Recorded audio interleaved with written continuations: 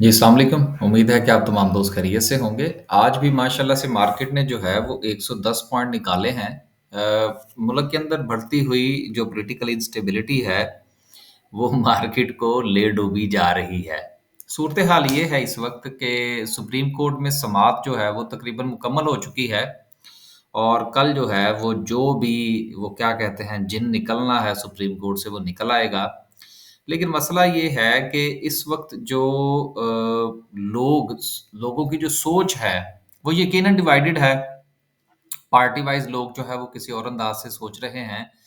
लेकिन मसला इस चीज़ का है कि ये जो कुछ भी हो रहा है, इसका मुल्क की जो इकोनॉमिकल सिचुएशन है, वो शायद मज़ीद ख़राब होने जा रही है। बहरहाल कुछ 1-2 अच्छी बातें जो हैं, जो गुज़िश्ता 1-2 दिन में सामने आई हैं, उसमें पहली चीज़ जो है वो ये है कि जो सी-पैक रूट है, जो कि गुज़िश्ता 3 साल से बंद था, वो दोबारा से खुल गया है। तो ये एक पॉज़िटिव साइन है, पाकिस्तान के चाइना के साथ जो मामलात कुछ थोड़ा-सा डी-ट्रैक हुए थे, वो शायद ट्रैक पर आना शुरू हो जाएँगे मज़ीद। वैसे तो चाइना ने काफ़ी हेल्प की है पाकिस्तान की, लेकिन इस जो रूट है, वो दोबारा खुलने के बाद मामलात मज़ीद बेहतर हो जाएँगे। फिर उसके बाद एक और ख़बर भी है जिस पर हम इंशाल्लाह एक पूरा वीलॉग करेंगे। नवाज़ शरीफ का दौरा-ए सऊदी अरेबिया, उसके हवाले से हम बाकायदा एक वीलॉग करेंगे और उस पर ही हम थोड़ा-सा रोशनी डालने की कोशिश करेंगे कि हालात कैसे बेहतर हो सकते हैं। रहा सवाल सुप्रीम कोर्ट से आने वाले मुतवक्का फ़ैसले का, तो वो आएगा, कंट्रोवर्शियल होगा, उसके बाद मज़ीद हालात जो हैं वो ख़राब होंगे, बेहतर होते हुए कम अज़ कम मुझे नज़र नहीं आ रहे। अब चलते हैं मार्केट का जायज़ा लेते हैं। 110 पॉइंट्स के साथ आज मार्केट नेगेटिव रही। अ, 2 न्यूज़ हैं, वो ज़रा पहले शामिल कर लें, तो फिर इसको मज़ीद देखते हैं। क्योंकि ये सबसे ज़्यादा वॉल्यूम जो है वो चूँकि टैली में लगा है, तो इसलिए उसको शामिल करना ज़रूरी है। सुज़ुकी वालों ने अपना जो प्लांट है वो 7 दिन के लिए मज़ीद बंद कर दिया है।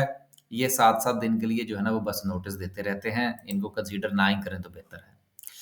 टैली जो है ये इसने एक मटेरियल इन्फॉर्मेशन दी है, सॉरी, मटेरियल इन्फॉर्मेशन थी इसकी कि इसकी जो सब्सिडाइज़री कंपनी है सुपरनेट, उसने कोई एग्रीमेंट वगैरह साइन किया है और वो कोई बहुत बड़ी डील जो है वो होने जा रही है। मैंने ये एग्रीमेंट जो है, सॉरी, ये जो इंटीमेशन है ये मैंने पूरी पढ़ी है।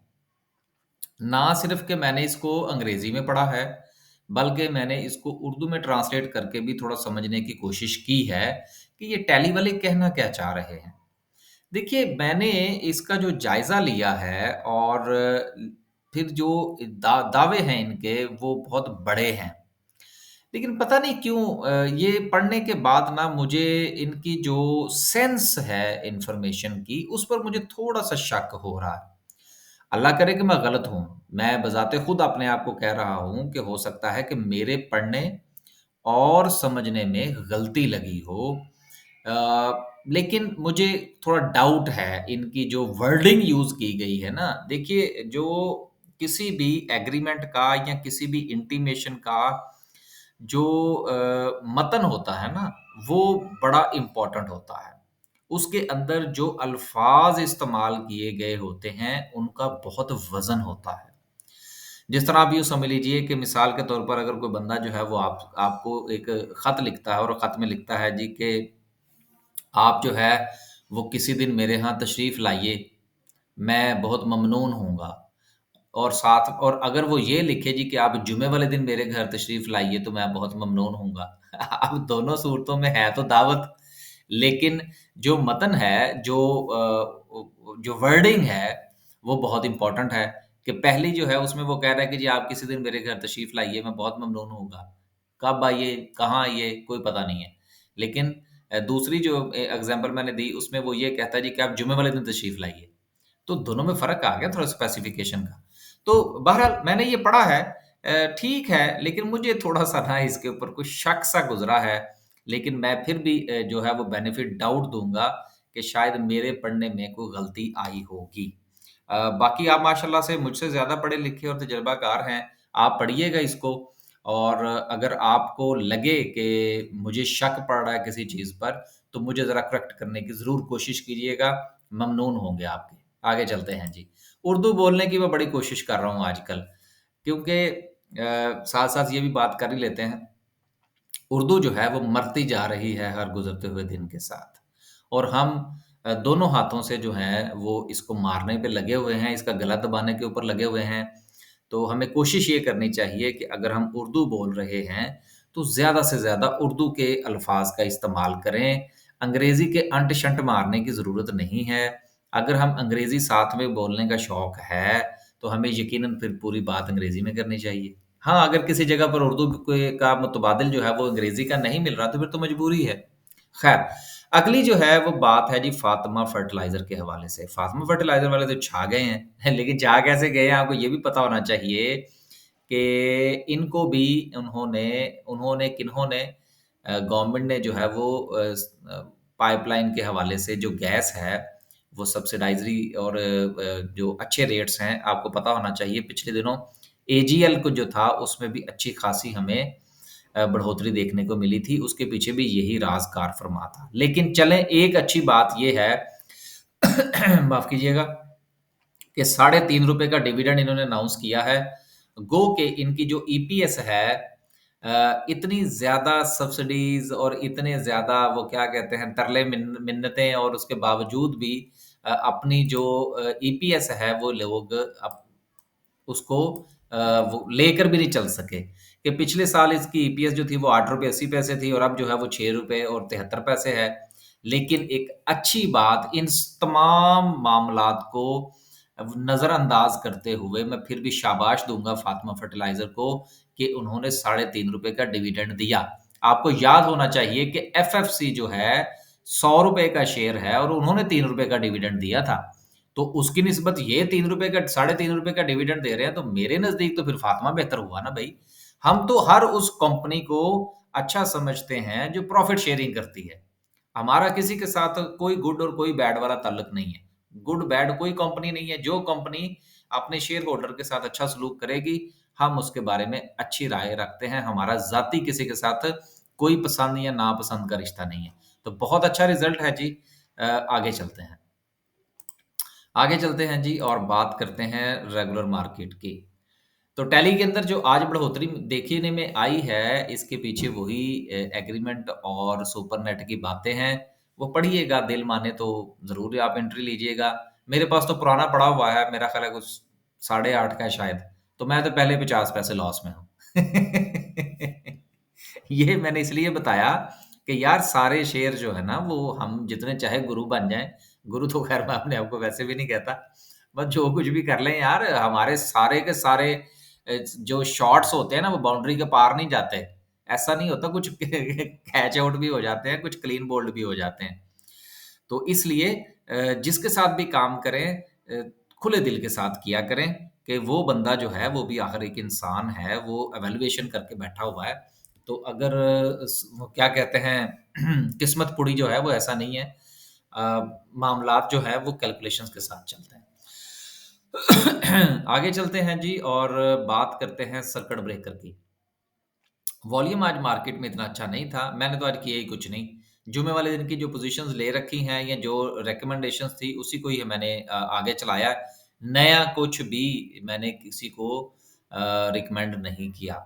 अब रिकमेंड का मुझे इस वक़्त उर्दू का तर्जुमा कोई नहीं आ रहा। आगे चलते हैं जी। अपर कैप की बात करें हबीब वकास लो, अब ये भी दिन आने थे कि ₹1 का अपर कैप लग गया 50% के इज़ाफ़े के साथ। लेकिन आप ये देखिएगा कि वॉल्यूम कितना है 3 लाख का, कुछ नहीं है। इतने पे इतने शेयर्स तो मेरे जैसा गरीब आदमी भी खरीद सकता है। आगे आपकी मर्ज़ी है। लोअर कैप की बात करते हैं, लोअर कैप में कुछ नहीं है। मज़ीद जो है वो देखते हैं ग्राफ़िकल व्यू को। ग्राफ़िकल व्यू में आज जो सिंबल पोज़ीशन है, सबसे ज़्यादा टैली में वॉल्यूम लगा, लेकिन उसके बाद हालात बहुत ख़राब हैं। पीआई, बीटीएल, बीओपी बीओपी ₹4 से भी नीचे जाने के चक्कर में है। लेकिन देखिए बीओपी जो है इसको आज ज़रा थोड़ी-सी इस पे भी बात कर लें। वो तमाम के तमाम कंपनीज़ जो कि कैश डिविडेंड के साथ या कैश डिविडेंड के अलावा बोनस शेयर्स के ऊपर चढ़े होते हैं, वो बेड़ा गर्क कर देते हैं कंपनीज़ का। बिल्कुल उसी तरह से कि जिस तरह आपका जो राइट शेयर इश्यू करने वाले हैं, वो भी कंपनीज़ को जो है वो दिन-ब-दिन नीचे ही जाती है, जिनको राइट देने का शौक होता है। आप वो कंपनीज़ उठा लीजिए, उसमें सर-ए-फ़हरिस्त जो है वो सिद्दीक टिनप्लेट होगा और उसके साथ कुछ और भी हो गया, अभी फ़िलहाल मुझे वही ज़हन में आया कि जिनको जब कुछ समझ में नहीं ना आती, तो वो राइट इश्यू कर देते हैं। हाँ, अल शहीर वाले देख लें। तो ये जितने भी लोग हैं, इनका काम ही यही है, बोनस दे दें या राइट शेयर इश्यू कर दें, ताकि लोगों को ताकि पेड अप कैपिटल जो है वो बढ़ाते जाएँ, परफ़ॉर्मेंस बेहतर नहीं करनी और उसका नुकसान ये होता है कि शेयर की प्राइस जो है वो नीचे चली जाती है। वो बीओपी जो है बेसिकली इसमें बहुत बड़े-बड़े होल्स हैं। और इसको बहुत सारे लोगों ने अपने-अपने दौरे हुकूमत में इसको थूक लगाया है। तो बेसिकली इस बेचारे का हालात इसलिए बुरे हैं, लेकिन इसके बावजूद भी ईपीएस जो है वो इसकी इतनी बुरी नहीं है। आगे आप लोग अपना फैसला खुद फरमाइएगा। तो वॉल्यूम जो है वो तकरीबन ना होने के बराबर था आज। टेक्निकल का जायज़ा ले लेते हैं। ना होने का जो लफ़्ज़ मैंने इस्तेमाल किया वो इसलिए किया कि अगर आप गुज़िश्ता 5 सेशंस का जायज़ा लें, तो 5 सेशंस में सबसे कम वॉल्यूम जो था, वो आज का था या 5 दिन पहले का था। तो लिहाज़ा इंटरेस्ट जो है, वो फिर एक मर्तबा जो है, वो कम हुआ है। सुप्रीम कोर्ट का फ़ैसले का इंतज़ार किया जाएगा और फिर कल या तो मार्केट जो है, वो धमाले डालेगी, तो या फिर जो है, वो क्लीन बोल्ड हो जाएगी। और मुझे ज़्यादातर चांसेस जो हैं, वो क्लीन बोल्ड के लग रहे हैं। बाकी आगे देखें कि क्या होता है क्योंकि हमारे पास जो न्यूज़ हैं या न्यूज़ जो आती हैं हमने उनको उसकी बुनियाद पर वैल्यूएशन करके कुछ वर्डिंग निकालनी होती है आप दोस्तों के लिए। तो इसलिए लोग जो है वो मुहतात हैं, आप भी मुहतात रहिए और अपने-अपने शेयर्स में काम करिए। अगर आपने कहीं डुबकी-शुबकी लगानी भी है, तो स्टॉप लॉस के साथ। बस जी, आज के लिए सिर्फ़ इतना ही, लेकिन फिर दोहराता चलूँ कि 10 तारीख से लेकर 15 तारीख तक पूरा 1 हफ़्ता जो है वो होपफुली मुझे उम्मीद है कि वीडियो अपलोड नहीं होगी, तो उसको नोट फरमा लीजिए और उसके साथ के नए क्लाइंट्स जो हैं वो हम नहीं लेंगे। नए क्लाइंट्स इंशाल्लाह रमज़ान के बाद 1 जनवरी से इंशाल्लाह ताला जो है वो हम नए सफ़र का आगाज़ करने की कोशिश करेंगे। बस जी, आज के लिए सिर्फ़ इतना ही। अल्लाह हाफ़िज़।